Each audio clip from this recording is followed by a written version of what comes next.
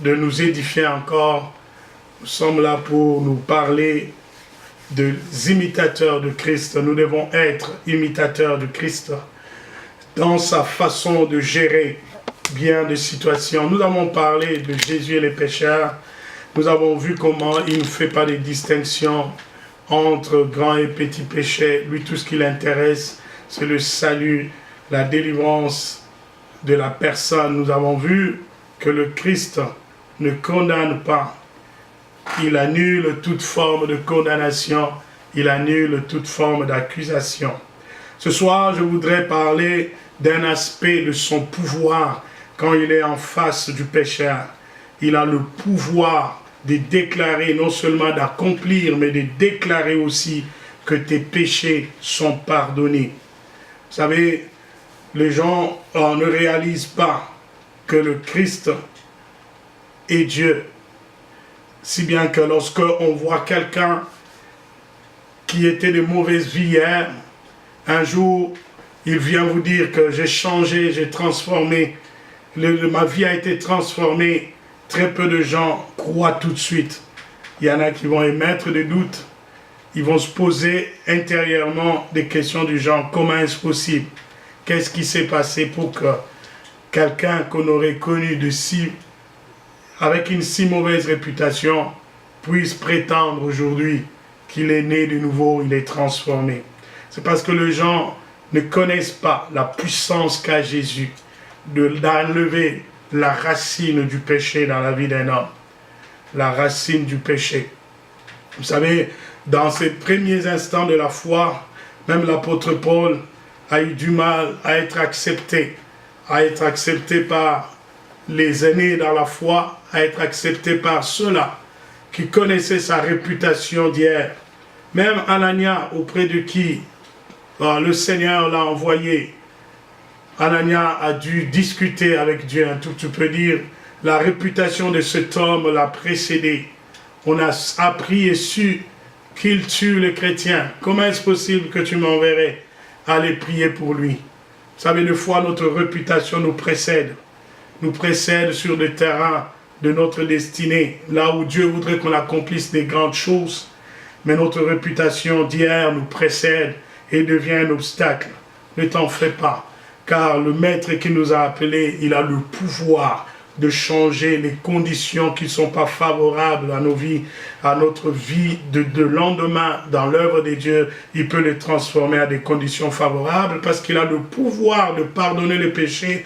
S'il a le pouvoir de pardonner les péchés, qu'est-ce qu'il ne ferait pas de l'environnement qui est tout autour de nous? Nous allons regarder ensemble le texte de Matthieu 9, juste quelques instants, voir Matthieu 9, versets 1 à 8. La Bible dit, Jésus étant monté dans une barque, traversa la mer et alla dans sa ville. Et voici, on lui amena un paralytique couché sur un lit. Jésus, voyant leur foi, dit au paralytique, « Prends courage, mon enfant, tes péchés te sont pardonnés. » Sur quoi, quelques scribes dirent au-dedans d'eux, « Cet homme blasphème. » Et Jésus, connaissant leurs pensées, dit, « Pourquoi avez-vous de mauvaises pensées dans vos cœurs? Car lequel est le plus aisé de dire, tes péchés sont pardonnés, ou de dire, lève-toi et marche? Or, afin que vous sachiez que le Fils de l'homme a sur la terre le pouvoir de pardonner le péché, lève-toi, dit-il au paralytique, prends ton lit et va dans ta maison. Et il se leva et s'en alla dans sa maison. Quand la foule vit cela, elle fut saisie de crainte et elle glorifia Dieu qui a donné aux hommes un tel pouvoir. Amen. Quel merveilleux texte. Quel merveilleux texte. Où on met devant nous une confrontation entre le pouvoir divin qui est en Christ et la perception religieuse des âmes.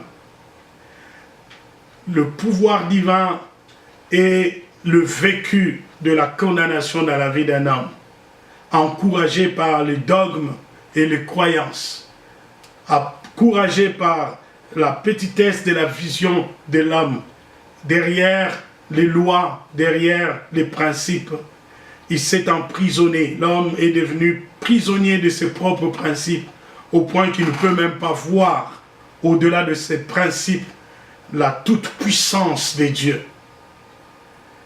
Je parle aux fondamentalistes, à ceux-là qui semblent être de traditionnalistes, à ceux-là qui semblent être de conservateurs, que jour après jour, le mystère du pardon vous surprendra, vous bouleversera, ça va vous renverser, car le Christ a le pouvoir de pardonner les péchés, même le plus réfuté, le plus condamné qui puisse exister. Il a lui seul le pouvoir d'invertir l'ordre des choses dans son intervention divine. Les gens qui sont fixistes, ils risqueraient de croire que Dieu ne travaille que d'une certaine manière, il n'agirait que dans une certaine direction. Il arrive de fois que nous réunions même la conversion de certaines personnes parce que leur cheminement n'est pas aussi ordinaire, ne ressemble pas au cheminement traditionnel de la conversion. On risque de croire que quelqu'un n'a jamais rencontré Jésus dans sa vie parce que quand tu l'entends parler, il n'a pas encore le vocabulaire que toi tu as, puisque toi, ça fait des années que tu as connu Jésus et tu es habitué dans le temple, dans l'église, tu es déjà dans un environnement d'un discours chrétien et quand tu vois quelqu'un malmoter des mots, il ne sait pas encore bien placer les choses, tu regardes et tu le regardes avec un tout petit peu de méfiance, tu dis peut-être qu'il n'est pas de Dieu. Les préjugés et le regard fixiste nous empêchent de voir, des fois, de contempler la beauté de la puissance du Christ à pardonner le péché. Jésus est là, il fait exprès, parce que je sais qu'il est omniscient. Il monte dans une barque, il traversait la mer. Et il choisit volontairement d'aller dans une ville, car je crois qu'aucun déplacement du Christ était sans objectif. Il se déplaçait toujours pour un but. Ce n'est pas un vagabond, messieurs. Ce n'est pas un homme qui erre, comme le diable, il est errant. Mais le Christ, ses mouvements ont une pédagogie derrière. Tout ce qu'il faisait, tous les gestes qu'il faisait, il avait un enseignement parce que les temps étaient fixés. Il n'avait que 3 ans et demi sur terre pour accomplir une mission qui commencerait par aussi l'instruction, l'enseignement, le principe du royaume, comment on peut les vivre sur terre, jusqu'à la croix, il doit accomplir une mission salvatrice. Il faut comprendre que Jésus ne fait rien pour rien. Il se déplace pour cet homme qui doit vivre le plus grand miracle de la vie, qui est celui d'être pardonné. On lui amena un paralytique. Ceux qui amenèrent le paralytique l'ont fait avec un objectif, de le voir guéri. Mais quand Jésus regarde cet homme, il voit au-delà du besoin physique, au-delà du besoin sanitaire, au-delà du besoin morphologique de la personne, parce que paralytique, à un moment donné, l'usage des membres n'est plus aussi facile. Le gars ne peut pas s'élever de lui-même. Il perd l'autonomie, il perd sa fierté d'homme, il perd ses capacités de se prendre en charge. Jésus ne regarde pas seulement ces besoins-là, qui sont des besoins fondamentaux, mais il va aux besoins essentiels, le primordial. Il le regarde, il dit, tes péchés te sont pardonnés. Je bénis Dieu parce que l'évangile a une puissance. La puissance de l'évangile peut toucher plusieurs dimensions de notre vie. La puissance de l'évangile touche le côté matériel de notre existence, le côté purement physique de notre être. La parole de Dieu peut guérir le corps, la parole de Dieu peut nous combler de bien et tout. Mais le besoin essentiel de l'être humain qui se rapproche du Christ, c'est de se rassurer de son salut d'abord. Si bien qu'un équilibre s'impose entre la bénédiction telle que prêchée aujourd'hui dans notre génération et le salut. Il est important que le message central de l'Église soit la guérison de l'âme, la délivrance de l'être le plus profond, le salut de l'homme. Et la Bible dit, avec beaucoup de beauté là-dedans, recherchez d'abord le royaume des cieux, et tout ceci vous sera accordé par-dessus tout. Le par-dessus tout, ce n'est pas l'essentiel. Le par-dessus tout, c'est ce qui vient après. Jésus s'attaque au besoin primordial de cet homme. Il dit, tes péchés te sont pardonnés. Au lieu que les gens se réjouissent, les gens commencent à réagir d'abord intérieurement.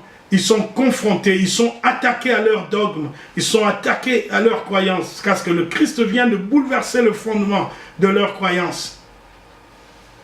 L'homme, on l'a appelé pour être guéri. Au lieu de dire, sois guéri, au lieu de dire, lève-toi et marche, toi tu dis, tes péchés te sont pardonnés, ne peut pardonner les péchés que celui qui est Dieu. Et Jésus leur rappelle un principe important. Or, afin que vous sachiez que le Fils de l'homme a sur la terre le pouvoir de pardonner les péchés, je le guéris. Lève-toi et marche. Le plus facile, je le fais quand je veux. Mais je m'étais d'abord attaqué à la chose la plus compliquée. Car cette chose-là, ça prend un pouvoir particulier.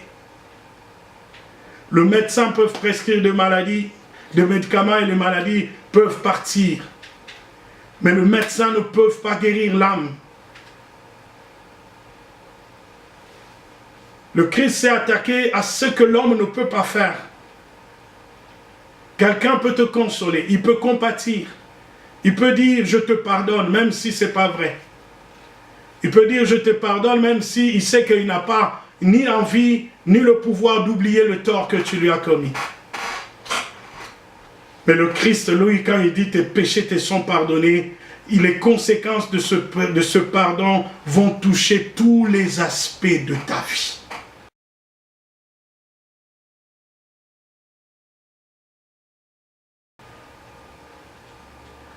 Quand tu es pardonné, tu es guéri spirituellement. La guérison spirituelle entame aussi la guérison physique. Quand le Christ rétablit l'ordre divin en toi, il touche tous les autres aspects de ta vie. Ce soir, je voudrais m'arrêter là pour ne pas abuser de votre temps. Je veux dire à quelqu'un, concentre-toi d'abord à entendre cette voix qui te dit, tes péchés te sont pardonnés. Sois beaucoup plus alerte à rechercher cette déclaration du Christ qui puisse te dire, tes péchés te sont pardonnés. Il est celui qui a inspiré le psalmiste à chanter dans Psaume 32, heureux l'homme. Verset 1er dit, David dit, heureux celui à qui la transgression est remise, à qui le péché est pardonné. David a connu le bonheur d'être pardonné. Bien aimé, il y a un grand bonheur d'être pardonné. Quand on prive le pardon à quelqu'un, vous ne savez pas qu'est-ce que vous êtes en train de faire à son âme, à son esprit. Quand on prive le pardon à quelqu'un, on est en train de l'emprisonner. On est en train de ruiner sa vie. Je veux, avant qu'on se retrouve lundi prochain dans la suite de cet enseignement, lundi à 20h, je voudrais vous dire à quelqu'un, profites-en. Si le Christ peut dire à quelqu'un, tes péchés te sont pardonnés, c'est qu'il t'interpelle ce soir à savoir, il y a un bonheur à être pardonné.